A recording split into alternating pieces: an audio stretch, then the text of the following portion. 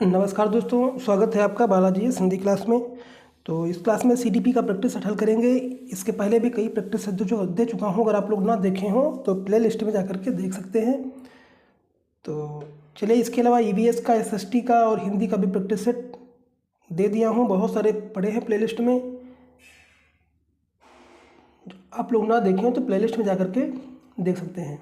चलिए, पहला क्वेश्चन है, एक अच्छी पुस्तक का गुण नहीं है। बताइए, एक अच्छी पुस्तक के गुण नहीं है, क्या गुण नहीं है? क्या लिंग के आधार पर भेदभाव, या लिंग के प्रति संवेदनशीलता, या लिंग समानता, या सामाजिक जिम्मेदारी?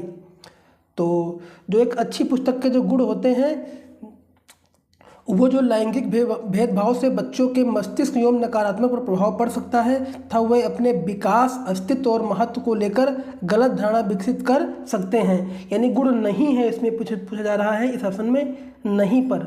लास्ट वाला जरूर ध्यान दिया करो कि नहीं, गुण नहीं है। तो आपका लिंग के प्रति संवेदना ये भी है, लिंग समानता और सामाजिक जिम्मेदारी ये भी है, लेकिन आपका पहला ऑप्शन नहीं है, लिंग के भेदभाव, ये आपका ऑप्शन नंबर दोस्तों नहीं है। तो यही आपका उत्तर दोस्तों सही हो जाएगा। अगला है, बच्चों के नैतिक मूल्यों का विकास करने का सबसे अच्छा तरीका है दोस्तों। तो सबसे अच्छा तरीका क्या है दोस्तों? तो सबसे अच्छा तरीका दोस्तों हो जाएगा, क्या सुबह की सभा में नैतिक बातों पर भाषण देना, या विद्यार्थियों के लिए एक परिस्थितिक सृजन करना और उन्हें निर्णय लेने के लिए कहना, या शिक्षकों और वयस्कों द्वारा नैतिक मूल्यों का उदाहरण पेश करना, विद्यार्थियों को नैतिक और अनैतिक के बारे में अंतर बताना।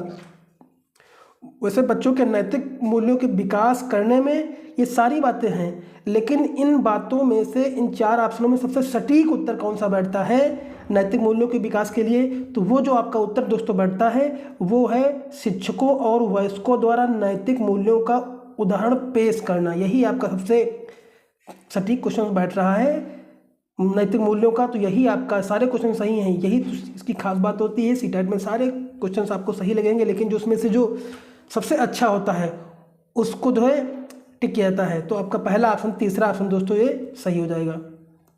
चलिए, सामान्य बुद्धि के कारक कौन हैं? जो सामान्य बुद्धि के कारक कौन दोस्तों हैं?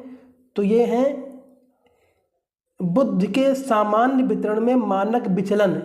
यही दोस्तों क्या है, बुद्धि का कारक दोस्तों हो सकता है, क्योंकि सामान्य कारक सिद्धांत के अनुसार बुद्धि का विभाजन सभी क्षेत्रों में समान होता है। यह चार्ल्स स्पियर्समैन द्वारा दिया गया बुद्धि का प्रथम सिद्धांत है कि उन्होंने बुद्धि को एक ऐसी सामान्य ज्ञानात्मक योग्यता के रूप में देखा जिसे मापा तथा संख्यात्मक रूप से अभिव्यक्त किया जा सकता है दोस्तों। तो यही आपका बुद्धि का सामान्य जो कारक जी फैक्टर जो है, ये बुद्धि के सामान्य वितरण के मानक विचलन है। तो ऑप्शन नंबर आपका दोस्तों दूसरा सही हो जाएगा। चलिए अगला, अधिगम की अयोग्यता के लिए निम्नलिखित में से कौन सा कारण नहीं है? अधिगम की योग्यता के लिए कौन सा कारण नहीं है? तो दोस्तों ये आपका हो जाएगा, क्या अध्यापक के पढ़ाने का ढंग अधिगम की योग्यता के लिए कारण नहीं है? तो हाँ, बिल्कुल बात सही है। आपका जो है पढ़ाने का ढंग अधिगम की योग्यता से क्या मतलब है? अधिगम, अध्यापक के पढ़ाने का ढंग क्या ये नहीं है? गर्भावस्था के दौरान शराब का सेवन, ये भी है। मानसिक पिछड़ापन, ये भी है। और शिशुकाल में दौरान दिमागी बुखार, ये भी है अधिगम की अयोग्यता के कारण। लेकिन अध्यापक के पढ़ाने का ढंग ये अधिगम की अयोग्यता के कारण नहीं है दोस्तों। उसका ढंग जो होता है वो तो अधिगम की योग्यता में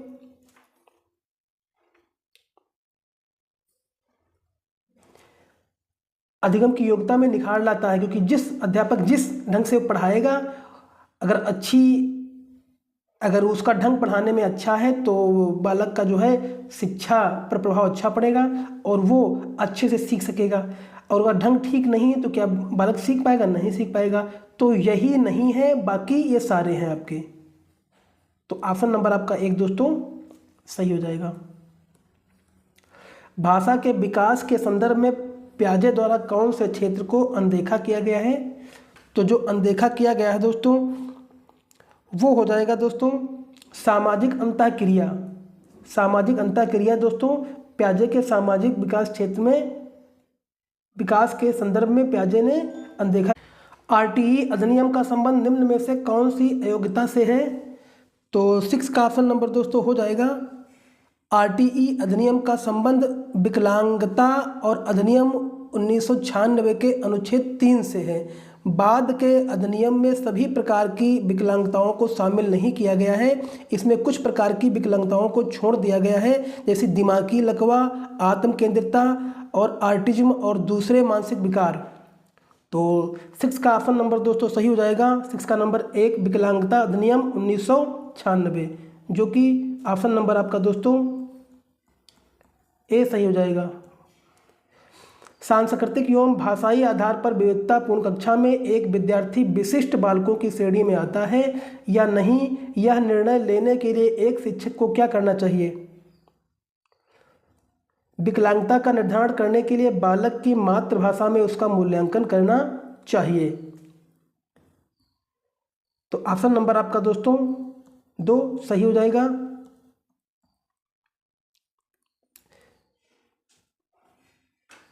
जो कि अभावग्रस्त बच्चे वर्ग, जाति, धर्म, लिंग तथा नस्ल के कारण भाषा, सांस्कृतिक जीवन शैली और व्यवहार के संबंध में सामाजिक और सांस्कृतिक रूप से भिन्न होते हैं, जो कि ऑप्शन नंबर आपका दोस्तों सी सही हो जाएगा।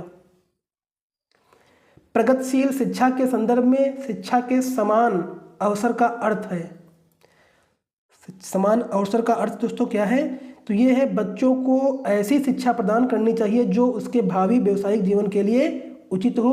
यही आपका उत्तर दोस्तों सही हो जाएगा, क्योंकि प्रगतिशील शिक्षा एक शैक्षिक आंदोलन है जो 19वीं सदी के अंत में शुरू हुआ था।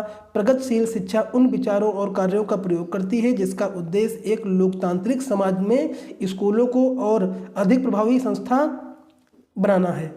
तो इसका उत्तर नंबर 4 दोस्तों सही हो जाएगा। सीबीएसई द्वारा निर्धारित सामूहिक परियोजना गतिविधि निम्न में से किसका एक शक्तिशाली उपकरण है? तो 9 का ऑप्शन नंबर हो जाएगा सामाजिक भागीदारी को बढ़ावा देने का। सामाजिक भागीदारी को बढ़ावा देने का। तो ऑप्शन नंबर 1 दोस्तों सही हो जाएगा, जो कि सामूहिक परियोजना की गतिविधियां विद्यार्थियों को एक दूसरे के साथ अंतःक्रिया करने का अवसर प्रदान करती हैं, जिससे उनमें सहयोग की भावना का विकास होता है। डीवी का विश्वास था कि स्कूल समाज की एक लघु रूप होता है, इसलिए स्कूलों को ऐसा वातावरण तैयार करना चाहिए जिससे सामाजिक अधिगम का बढ़ावा मिले। तो ऑप्शन नंबर आपका दोस्तों ए सही हो जाएगा। अगला, निम्न में से कौन सा रचनात्मक मूल्यांकन के लिए एक उचित उपकरण नहीं है? तो 10 का ऑप्शन नंबर हो जाएगा प्रदत्त कार्य या असाइनमेंट। असाइनमेंट रचनात्मक मूल्यांकन के लिए उचित उपकरण नहीं है। बाकी मौखिक प्रश्न, क्विज, खेल, टर्म टेस्ट, ये सारे हैं। तो ऑप्शन नंबर आपका दोस्तों 1 सही हो जाएगा। कोहल वर्ग के अनुसार गलत और सही का निर्णय करने की चिंतन प्रक्रिया को कहा जाता है। तो ये कहा गया दोस्तों है नैतिक तर्क। क्या कहा गया है? नैतिक तर्क कहा गया है। कोहल वर्ग के अनुसार गलत और सही का निर्णय लेने की चिंतन प्रक्रिया को कहा गया है नैतिक तर्क, जो कि ऑप्शन नंबर 4 दोस्तों सही हो जाएगा। चलिए, निम्नलिखित में से कौन सी आंतरिक रूप से अभिप्रेरित बच्चों की विशेषता नहीं है? तो 12 का ऑप्शन नंबर 1 सही हो जाएगा। वह हमेशा सफल होते हैं। कोई ज़रूरी नहीं है कि बच्चे हमेशा सफल हों, ये इसकी विशेषता नहीं है। बाकी वह अपना काम करने में आनंद उठाते हैं, वह काम करते समय उच्च स्तर की ऊर्जा प्रदर्शित करते हैं, वह चुनौतीपूर्ण कार्यों को पसंद करते हैं। तो ऑप्शन नंबर आपका दोस्तों 1 सही हो जाएगा। प्रकृति पोषण के संदर्भ में आपको निम्नलिखित में से कौन सा कथन उचित लगता है? तो ये जो उचित लगता है, वंशानुक्रम और वातावरण अभिन्न रूप से एक दूसरे से जुड़े हैं और ये दोनों विकास ही को प्रभावित करते हैं, जो कि ऑप्शन नंबर आपका दोस्तों 3 सही हो जाएगा। क्योंकि इस दुनिया में प्रत्येक बालक कुछ शारीरिक और मानसिक गुणों को लेकर पैदा होता है जो उसे अपने माता पिता और पूर्वजों से प्राप्त होता है, और वंशानुक्रम और वातावरण दोनों ही मानव विकास को प्रभावित करते हैं, जो कि ऑप्शन नंबर आपका दोस्तों 3 सही हो जाएगा। पुनर्वरण का सिद्धांत किससे संबंधित है? तो ये जो संबंधित है पावलोव से संबंधित है। पुनर्वरण का सिद्धांत किससे? पावलोव से दोस्तों संबंधित है, जो कि ऑप्शन नंबर आपका दोस्तों पहला सही हो जाएगा। तो इस क्वेश्चन में दोस्तों इतने क्वेश्चनों को रखेंगे। अगर वीडियो अच्छा लगा हो तो लाइक करिए, कमेंट करिए, चैनल को सब्सक्राइब कर लीजिए। धन्यवाद।